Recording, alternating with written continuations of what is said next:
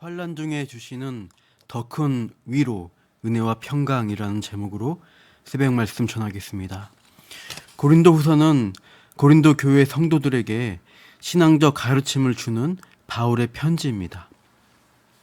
고린도 교회는 바울이 2차 전도여행 중에 그리스 남부지방 이 상업 중심지인 고린도에서 개척한 교회입니다.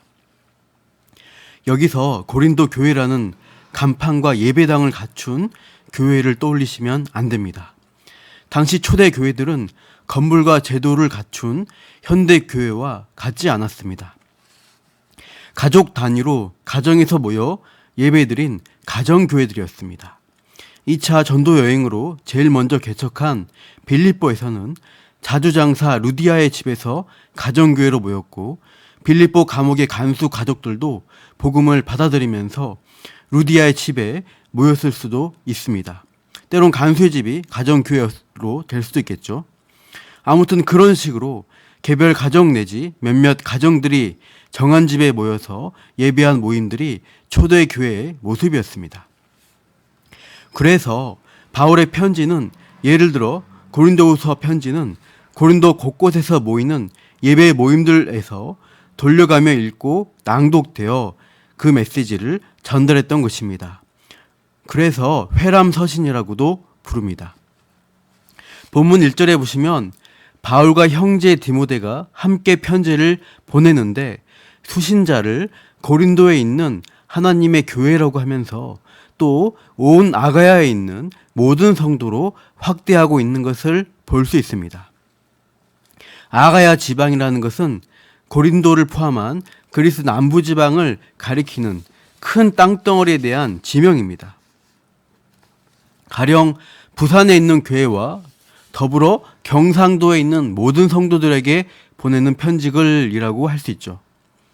본문 1절은 고린도에 있는 가정별 교회들뿐 아니라 아가야 지방의 성도들이 함께 돌려보며 읽도록, 즉 그 지방 전체 성도가 회람해서 가르침을 받아야 할 편지라는 것을 나타내고 있는 것입니다. 그러면서 이렇게 인사합니다. 2절, 하나님 우리 아버지와 주 예수 그리스도로부터 은혜와 평강이 있기를 원하노라. 바울 서신의 특징이 항상 이런 방식의 인사말로 편지를 시작합니다. 하나님 아버지와 예수 그리스도로부터 은혜와 평강이 있기를 바랍니다. 여기서 은혜와 평강이라는 인사말에 주목해 볼 필요가 있습니다. 당시 헬라 문화권에 있던 세상 사람들은 보통 카레인이라는 말로 인사했습니다. 그리스도인들은 카리스라는 인사말을 많이 사용했다고 합니다. 카레인과 카리스, 발음이 비슷하게 들립니다. 카레인은 안녕이라는 뜻입니다. 우리가 안녕하세요 인사 많이 하는데 그 인사말과 같은 의미로 바울 당시 헬라 사람들도 그렇게 인사했습니다. 안녕은 편안할 안, 편안할 영입니다. 사전적 의미로 아무 탈이나 걱정 없이 편안한 상태를 가리킵니다.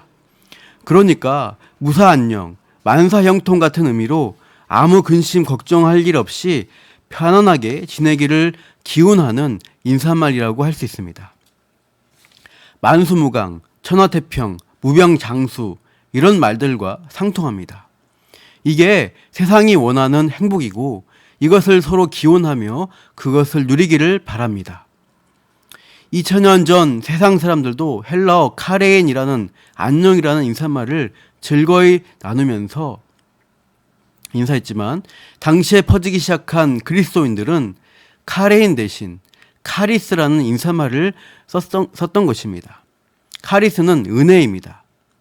값없이 주신 하나님의 선물을 가리킵니다. 세상이 절대 줄 수 없는 최고의 복, 영생, 구원을 주신 하나님의 선물을 받은 자로서 그 은혜를 알고 더욱 누리기를 바라는 인사말이라고 할 수 있습니다. 더불어 평강이라는 인사말도 같이 사용합니다. 히브리어로 샬롬을 헬라어로 번역한 것이죠. 흔히 평화, 평안이라고 합니다. 이 평강, 평안이라는 것은 아무 어려움, 문제가 없는 상황이 아니라 하나님과의 주권 아래에서 쉼과 안식을 누리는 평안의 상태를 가리킵니다. 그래서 예수님은 잡히시기 전날 밤 제자들에게 이렇게 평안을 약속하며 격려하셨습니다. 요한복음 16장 33절, 이것을 너희에게 이르는 것은 너희로 내 안에서 평안을 누리게 하려 함이라. 세상에서는 너희가 환난을 당하나 담대하라. 내가 세상을 이겨노라. 박해와 환난, 고난의 상황에 있지만 그것들을 이기실, 승리하실 주님 안에서 평안을 누릴 수 있다는 것을 주님은 약속해 주셨습니다. 바울 사도뿐만 아니라 편지를 받는 고린도 성도들, 모든 시대 그리스도인들은 어떤 상황과 환경에 놓여 있든지 그런 평안을 누리는 자들임을 전제하며 평강에 있으라, 평안을 누리라고 격려하며 인사를 나눈 것이죠. 세상은 단순히 무사 안녕을 기원하고 아무 문제, 고난이 없는 상태를 기대하지만 예수 믿는 성도들은 고난과 환난이 있어도 하나님이 주셨고 또 주실 은혜를 바라보며 세상이 감히 알 수 없는 평안을 누리는 자들입니다. 저도 성도분들 안부를 묻거나 끝맺는 인사말을 카톡이나 문자로 남길 때 오후 시간도 평안하세요, 밤 시간도 평안하세요 라고 남겼습니다. 평소 습관적으로 쓰는 말이었지만 이번에 그 평안의 의미를 더 풍성히 알고 그런 그리스도인의 특권이 있는 인사말을 잘 나눠야겠다고 생각했습니다. 우리 믿음의 사람들은 그냥 안녕하세요, 평안하세요 인사하면서도 그 깊은 의미에 있어서 하나님이 주시는 은혜와 평강의 뜻을 담아서 서로 격려하며 세워나가시기를 축복합니다. 다음 3절 이후 바울 사도는 하나님의 은혜를 위로라는 말을 반복해서 고백합니다. 일종의 찬송, 성령의 찬미가 쭉 이어집니다. 3절 마지막 보시면 모든 위로의 하나님이시며 4절 우리의 모든 환난 중에서 우리를 위로하사 우리로 하여금 하나님께 받는 위로로서 모든 환난 중에 있는 자들을 능히 위로하게 하시는 이시로다. 환난 중에 경험한 하나님의 위로를 계속해서 고백합니다. 5절 고난이 넘침으로 오히려 위로도 그리스도로 말미암아 넘쳐난다고 힘있게 간증합니다. 여기서 바울이 당한 고난과 환난이 정확하게 무엇인지는 알 수 없습니다. 8절 이후 보시면 아시아에서 당한 환난이라고 합니다. 에베소에서 목회할 때 어떤 큰 어려움을 겪은 것 같습니다. 일부 주석가는 사도행전 19장에 나오는 은장색 데메드리오가 일으킨 소동이라고도 합니다. 군중들이 영국장에 모여들어서 크다 에베소 사람의 아데미어 외쳤던 그 소동 말이죠. 그러나 이 소동이 바울에게 본문의 8절과 9절 말씀처럼 살 소망까지 끊어지고 사형 선고 받은 것 같은 극심한 고난으로 보이지는 않습니다.